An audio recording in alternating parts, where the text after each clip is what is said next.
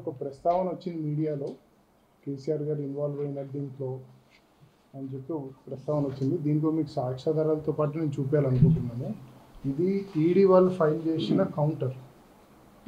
ఇది చూడండి, మీరు చూడొచ్చు, హైకోర్ట్ ఆఫ్ ఢిల్లీలో ఫైల్ చేసిన కౌంటర్.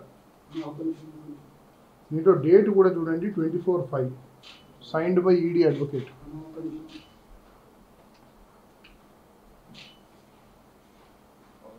ఫస్ట్ మీకు అవుట్ సైడ్ చెప్తున్నా అండి, ఈరోజు ఎటువంటి ప్రస్తావన కేసీఆర్ గారి గురించి రాలేదు. ప్రస్తావన వచ్చింది రాఘవ్ మాగుంట శ్రీనివాసరెడ్డి గురించి. దాని భాగంగానే ఈడీ అడ్వకేట్ కోర్టుకి చదవడం జరిగింది. ఇక్కడ చూడండి, ఇది మీరు జూమ్ చేసుకుంటే మీకు అర్థమవుతుంది. Statement of Raghav Magunta.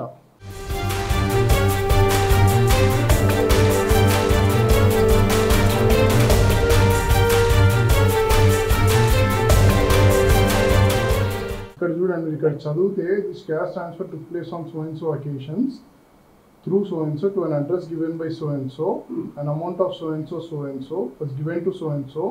Sri Gopi Kumaran has corroborated the statement of Raghav Magunta. Further, he also revealed that so and so introduced to his father and her team of so and so. They all met him and his father in his father's residence. This statement ఇచ్చింది ఇక్కడ క్లియర్గా రాఘవ్ మాగుంట.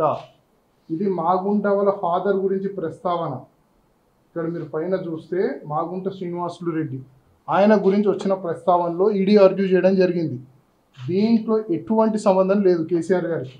కేసీఆర్ గారి పేరు కూడా ఎక్కడ రాయలేదు. మీరు చూడొచ్చు, ఇదంతా ఎక్కడ రాయకుండా తప్పుడు సమాచారం వస్తుంది, తప్పుడుగా న్యూస్ ఛానల్స్లో రిపోర్ట్ అవుతుంది. This is totally misleading. తన పేరు ఎక్కడా లేదు. This is with evidence. 2 days కింద ఈడీ ఫైల్ చేసిన కౌంటర్ ఇది హైకోర్టులో.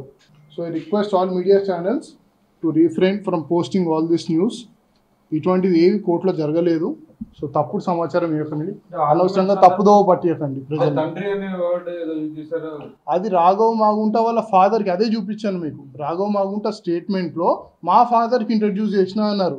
So it is Raghav Magunta's father who is Magunta Srinivasulu Reddy. Raghava తను చెప్పాడు తన స్టేట్మెంట్లో, నేను మా ఫాదర్కి ఇంట్రడ్యూస్ చేశాను వీళ్ళందరినీ అని అన్నాడు. సో ఇది తప్పుదో పట్టిస్తున్నారు. వారి పేరు ఎక్కడ రాలేదు, కేసీఆర్ గారి పేరు ఎక్కడా రాలేదు. I'm again making it very clear. ఎక్కడ లేదండి. మీకు టోటల్ ఈడీ రిప్లై ఇస్తాను. There is no single word about that. వాళ్ళు అది ఆ న్యూస్ ఛానల్కి ఎలా వచ్చిందో కూడా ఆశ్చర్యంగా ఉంది. కోర్టులో నేను ఉన్నాను, వాదనలు అయ్యేటప్పుడు నేను కోర్టులోనే ఉన్నాను. మొత్తం ఎక్కడ కూడా కేసీఆర్ గారి పేరు రాలేదు. This is just nothing but mud slinging. ఆయన మీద బురద జల్లే ప్రయత్నం ఇదంతా. సార్ ఈరోజు ఆర్గ్యుమెంట్స్ ముగిసాయి కదా, సో జడ్జిమెంట్ ఎప్పుడు రాబోతుంది? రిజర్వ్ చేశారు కదా, వెకేషన్ ఫస్ట్ ఉందండి. సో వీ హోప్ దట్ దాని లోపల వస్తుందని వీఆర్ ఎక్స్పెక్టింగ్ దట్.